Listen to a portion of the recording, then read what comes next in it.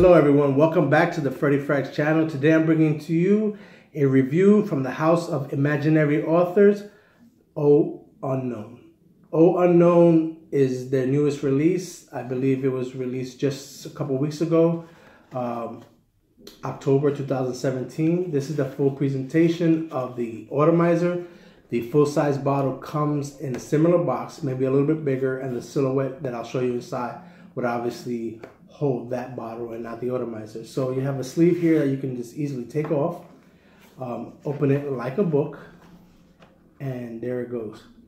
For those of you that don't know much about the House of Imaginary Authors, basically every scent has an imaginary author and an imaginary novel to go with that imaginary author.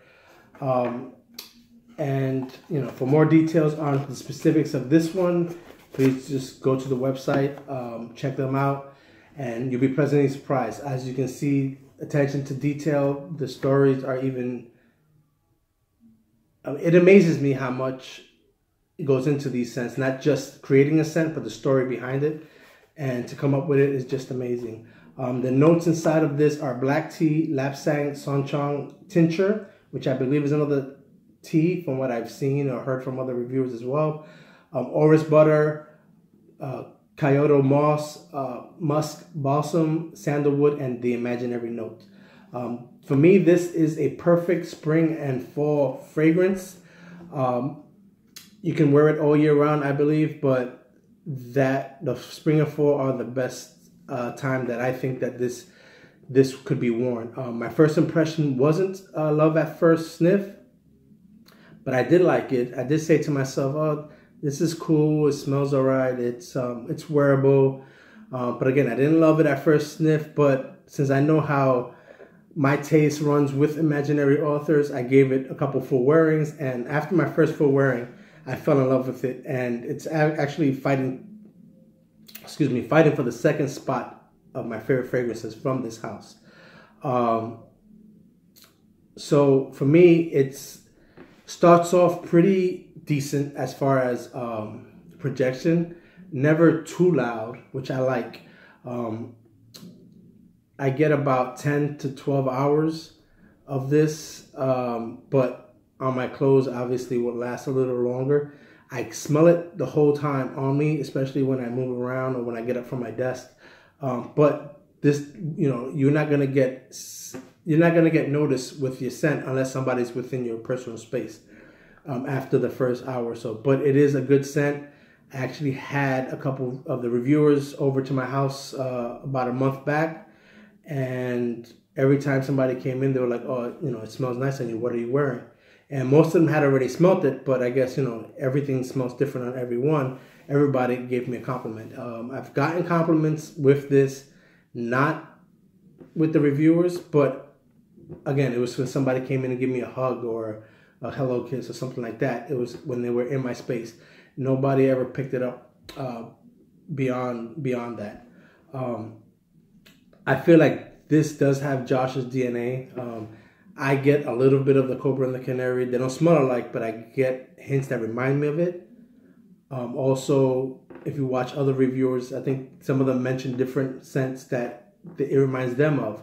Again, I don't think they say that the scents smell like anything else, but it reminds them of the DNA of the scent, which I just think is Josh's DNA that he may run through all his scents. This is a fairly unique scent. I get black tea with a light musk, with some depth on my skin, with a creamy vibe.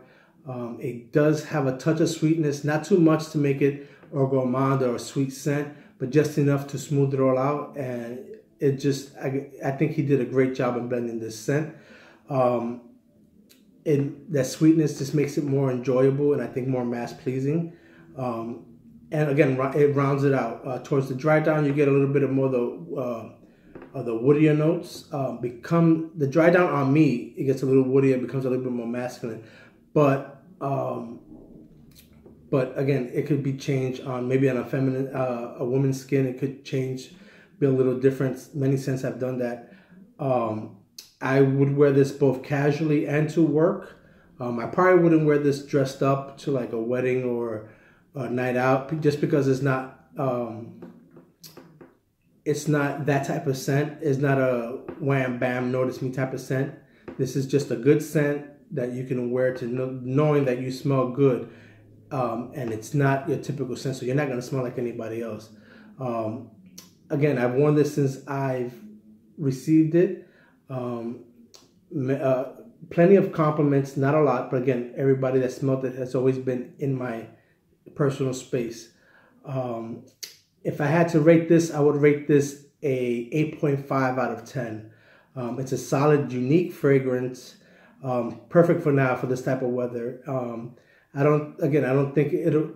I got compliments because I let people in my personal space, but I don't think it's a compliment getter as sense as somebody will compliment you within the room, or if you're walking around, somebody's gonna be like, "Oh, who smells good?" I don't think you're gonna get that type of compliment, but within your space, you'll get plenty of compliments.